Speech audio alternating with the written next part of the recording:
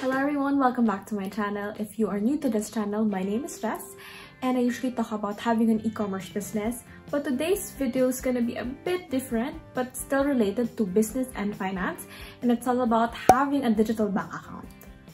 So if you are not familiar yet, digital bank accounts are bank accounts that you can apply and access online. So you can deposit money online, transfer funds online. And today we're gonna talk about a certain feature of the ING savings account, which is you being able to deposit your check through the app.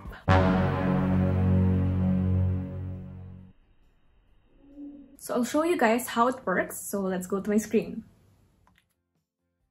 Alright, so the first thing that you have to do is to open your app, and once you open your app, click the button with the word deposit.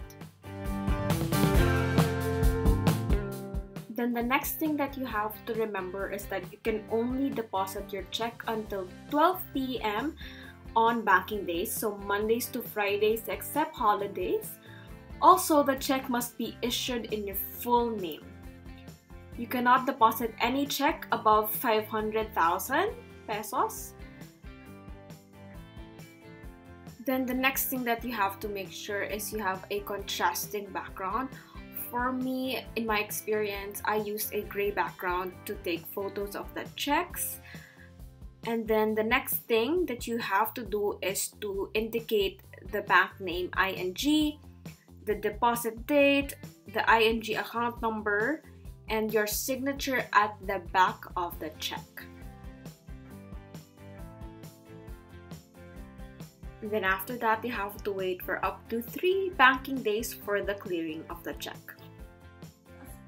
I know that some YouTubers have already talked about this digital bank account, but they usually highlight the high interest rates of these accounts as compared to BPI and BDO, which normally they only give 0.25%, or right now they even give 0.125%. So if you're a bit skeptical on why these banks can offer higher interest rates as compared to BDO and BPI, it's mainly because they do not have overhead costs. They do not pay rent and other fees related to running a physical bank location.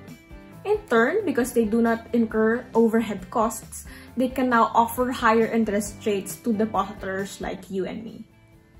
Also, if you're curious, these bank accounts are actually PDIC insured of up to 500,000 pesos by the Bangko Sentral ng Pilipinas. Another thing, as of November 2020, I know that a lot of banks have started to impose transaction fees again, like BPI and GCash.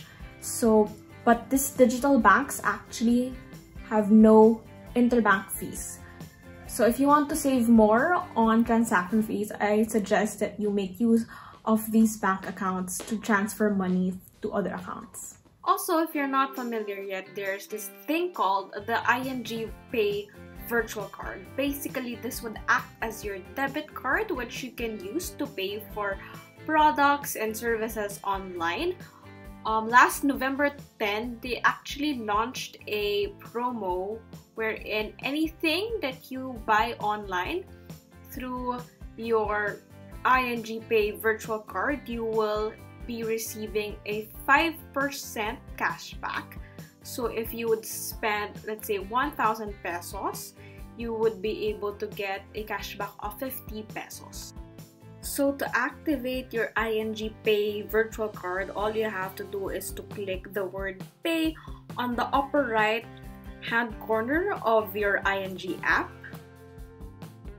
Next, you just have to press the orange button with the words Open an ING Pay account. So it's that easy. You now have an ING Pay virtual card, and you can now use that virtual card to pay for any store that accepts Visa card. So the next question that you may have is that how would you know exactly your credit card number, the expiration date, and the CVV? So all you have to do is go down to the bottom bar and you could see a debit card or credit card looking icon, and then you would have to press the arrowhead and you would now see the details like your name, your credit card number, the debit card number, and your CVV and expiration date. So those are the details that you would need upon checking out on your chosen online store or website. But wait, there's more. So if you actually want a physical debit card that you could also use for ATMs and withdrawing your cash, you can now sign up to be on the priority list of those people who will first receive their debit cards. So all you have to do is to click the button, "Yay, I want this," on the ING app, and a message will be prompted that you are now on the priority list.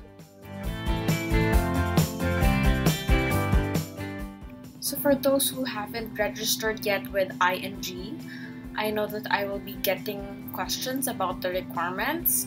So I'm gonna list it down here for you guys, and I will also include the link down below on the description box. But basically, documents that you will be needing is one, government issued ID, so it could be your driver's license, your passport, or your Unified Multipurpose ID or HUMID.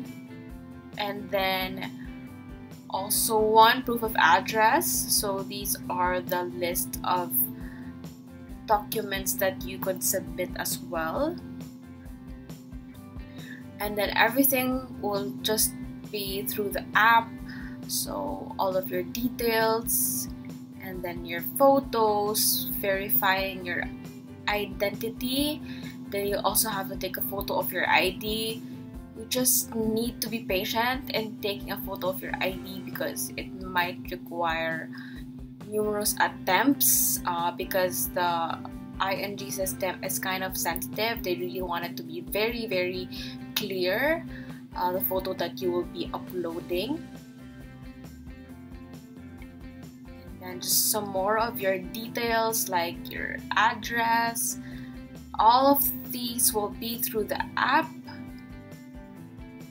And then of course your signature as well, so you need to prepare a blank piece of paper, and then you have to write down your signature, and you will also take a photo of that. And then that's it, you're all set, and you could now just wait for the approval of ING, and you may now start with your digital banking experience. So that's it. I hope that you find today's video helpful, and if you do, don't forget to give this video a like and hit the subscribe button, also the notification bell if you want to know more about business tips, and I'll see you guys on the next video. Bye.